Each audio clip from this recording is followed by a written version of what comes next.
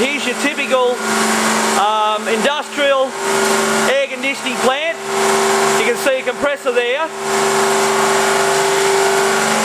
There's the suction side. I'll try and bring it out a bit. It's got its own electrical panel. Its own switchgear inside. Might just get you to shine the torch in it. Yeah. So they're typically breakers and contactors, etc. This is the condenser water that I was talking about before, where it goes 29 in, 35 out, and those pipes find their way through to the cooling tower. Notice that those pipes aren't insulated, whereas the chilled water lines are. These chilled water lines here have got an insulation on them so that you don't end up with water condensating all over the place. There's two of those. At the same time, they're your pumps. The centrifugal pump over here. There's a coupling in between, and then there's your electric motor. They're called condenser water pumps. They're pumping up to the towers.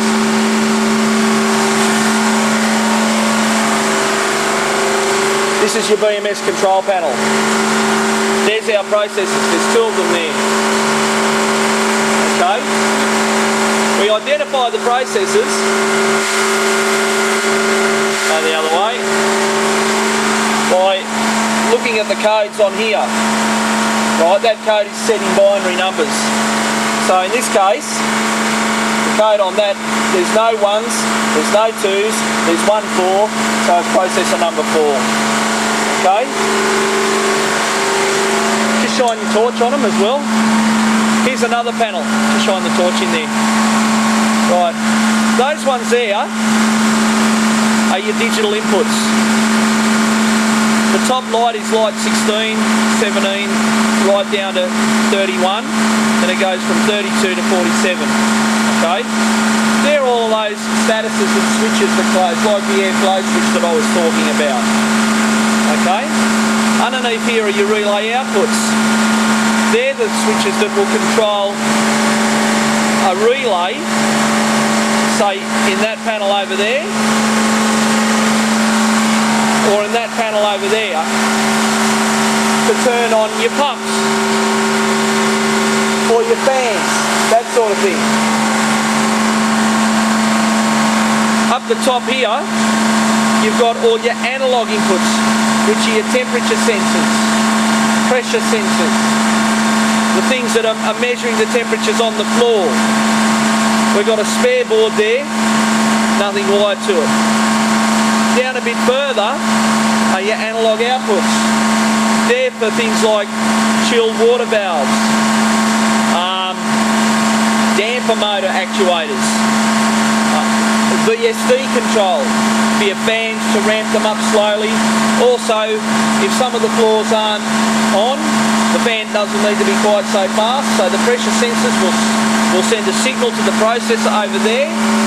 The processor will condition the signal, send an output to these where it's then again conditioned, and then the 0 to 10 volt analog signal is sent out into the field. Don't follow me. Okay, on the contact that we're looking at here, probably if you get too close you'll probably miss it. You'll see 1, 3, 5, right, that's the load side. On this side here you'll see 2, 4, 6 on the 3 phases. On the auxiliary contact you'll see 13 and 14. Righto. Okay, can you see that? Yeah, I can see it. Now, down here, when we look at these terminals here, on the overload device, right, is that getting blurry? I think I'm blurry. Right, on the overload device, around the back, 96, 97, 98. Typically those numbers are for your overload. Now, generally, when we look at these switches up here, they have matching numerical system. So if they're normally closed, they'll have 11 and 12, and if they're normally open like these, it'll have 13, 14. Now, in this case, on this one here, we have 21, 22, which is an auxiliary normally closed switch. We have the third set, 32, 31, which is again a normally closed. So that's normally closed, that's normally closed. But when we come to this one, we have 44, 43. That is a normally opened auxiliary, right?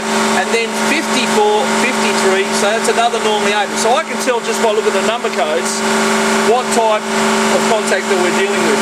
Now, the coils are generally A1, A2. On your relays, these sorts of relays are generally pins 2 and 7 are the coils, and your 3, your 5, and your 6, and your 3, your 4, and the 5, and your 6. How's it go? 5, 6, and 8 will be other switches. Okay, so we generally don't get caught up too much with this. Occasionally we run our BMS terminals through them, which we're probably finding here. On this particular case, it's the supply fan, so probably some of those wires here will be interfacing with our system somewhere along the line. If not, then it's some sort of interlocking system electromechanical. Just press the record button. There's an overload on it, it's a motor. And in this case, low speed, high speed, supply fan number 5. Then we've got exhaust fans. We'll look after those things. Some jobs, at the very least, we'll monitor them. They should be on our schedules. Just hit the pause. This pipe here is the chilled water coming back from the air handling units. Yep. So if the system's been running a while and everything's at full load, ideally that'll come back at 12, but it could be higher. It will go through the chiller, which is called the evaporator. It will go out of the chiller at 6 degrees. That's optimal. As the load increases, the heads, the pistons inside these will load up. On this particular device, that's the piston side of it, of the compressor, and this bell housing here is the motor side. The motor is completely sealed. It's not completely, it's got bolts here, you can actually take it off. So it's a semi-hermetic reciprocating compressor. That's what they refer to it as. These devices down here are called TX valves. Okay, those ones there, TX valves, and that's your liquid line. On the other side, you have the condenser. That's where I said the water come in, 29 left to 35. Although consultants these days are doing strange things with it, but that was the old standard. So we'll talk about condensers and evaporators in a separate section, but for the moment we're just seeing what one looks like. This is a water-cooled condenser. It's commonly referred to as a shell and tube condenser. And that is a shell and tube evaporator. Hit the pause button. See how that is all cold? Yep. Well, if that water's not from the machine, it's from the air. Okay. As the temperature of the bell of the compressor, the motor part of the compressor, drops below dew point, just like dew forms on the grass, water will form on the cold parts of the exterior of the compressor. That's why we need to insulate chilled water lines. Apart from getting heat transmission in and losing all that good work that we've just, energy that we've created to chill it, we need to insulate it to prevent water dripping everywhere.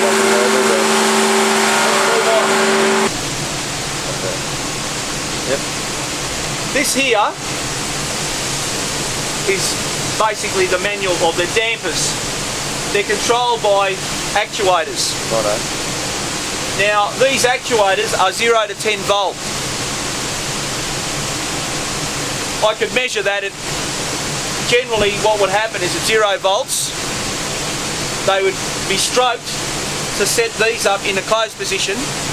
At 10 volts the actuator will turn, they will rotate approximately 90 degrees to the open position, and at 5 volts they'll be somewhere in between. Okay. Now these ones here are actually exhaust or spill dampers.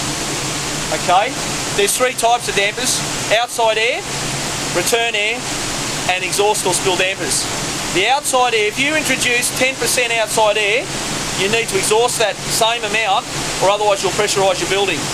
So if you're introducing 30% outside air, then you need to exhaust 30% as well. But you can have the building set up so that it is slightly pressurised. You can do that. Okay, so that would be controlled from the analog output board. Turn that. This is a VSD, variable speed drive or variable frequency drive. We generally refer to them as variable speed drives in Australia. We'll just keep moving. This is the supply fan, and you can see your heat exchanger. Now these ones here will be your heaters. I'll just leave the camera rolling for a sec.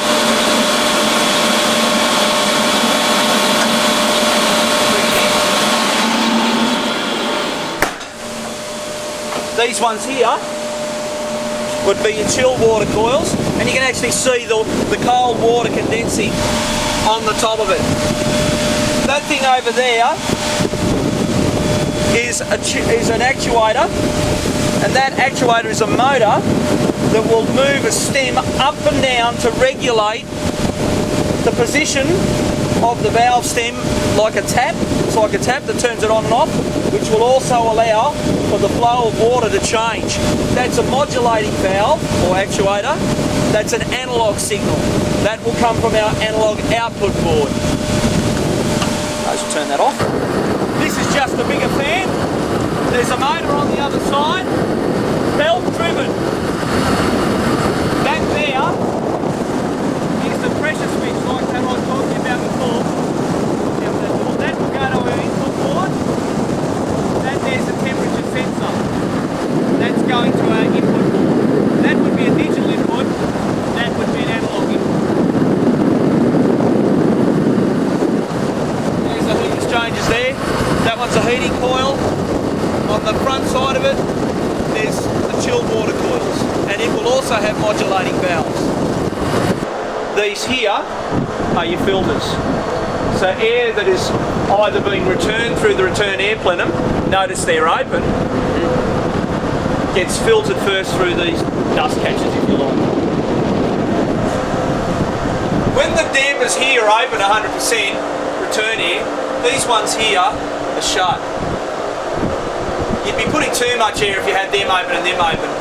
But we like to shut them sometimes because if the air's too cold outside and you're trying to heat the building, then we really only want to use the already warmed return air so that we're not placing too much load or energy on the boiler.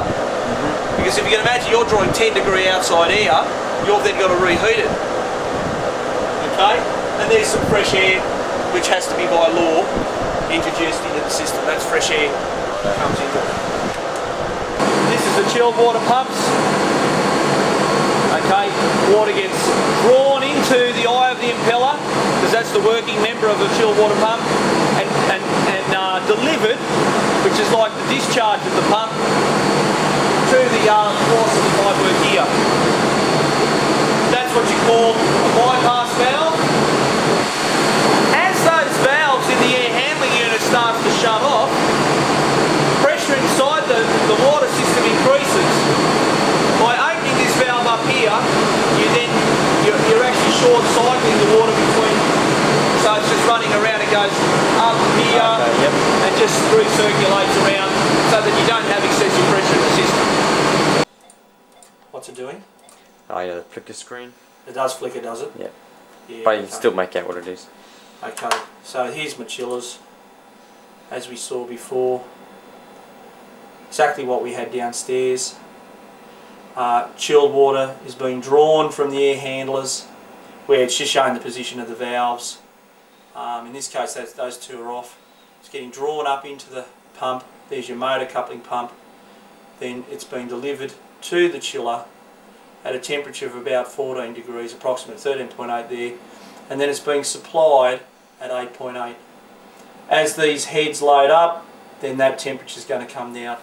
And as the floors get hotter, these valves will respond because of the sensors and the processing that goes on. They'll open up, and as the demands are met, then the processors will, the analog outputs will slowly shut them off. What else do we have? We'll go back to the main screen. We're showing the air handling units. We have a fan and a coil, right? We have the filters, we have the dampers here, which are showing you the percentages, and it also tells us what the static pressure is. Now the static pressure affects the speed of the fan at that VSD. Remember the VSD? Yep. Okay. And on this, apart from anything else, we have the conditions of the floors. Just push the N button, go to level 1, say for example. They're all typical, but that'll show you each zone and each of those zones' temperatures. And I'm not sure what we go if we go into here. You don't. It doesn't. Okay, that's all right. We can adjust the temperatures by just going into those other screens at the tabs at the top of the page. We can change the set point by just manipulating those up or down values, pressing set, and we can calibrate them if they're out by going to the calibrate page. Adjust it here, up or down, whatever. I'm not going to set these values because obviously. Okay, so it's fairly good stuff. And we also have the boiler. Here's the boilers with the pump, coupling motors, the boilers themselves. Generally water in would be 60 degrees water supply, 70 degrees. That can change, depends on the people. We have our time schedules, what you can set them for different days of the week. We have delays on start, delays on end. That's to shut the plant down, shut all the major components down, and then you might have the fan run on for a little bit just to get rid of heat out of the coils. Things like that, it's important. They could run on time. Then we can set holidays on the system. We can actually do another thing called logging, which is a good thing. So if we want to know what the system was doing, whoops, we'll just go back to the reports, logs, the other one, this log. We can go to the chiller, for example, units, chillers, and we could look at the supply temperature for unit number 1, for example. It's been running all day, and we can see it's still actually cycling. We can see that the chilled water's actually it's gone as high as 16, the plant's turned on at 6 o'clock, and it's been cycling up and down ever since. So if a component fails, we can see at what point it failed. So that's called logging. And then we can hone or tune the plant up so that, as you were mentioning before, about energy saving and all that sort of stuff. So that's a very quick rundown on the Oztec system. And a typical building. That's what we're going to do now is prepare a mark for the installation of the fan core unit. And typically what we're given by the manufacturer is this backing plate.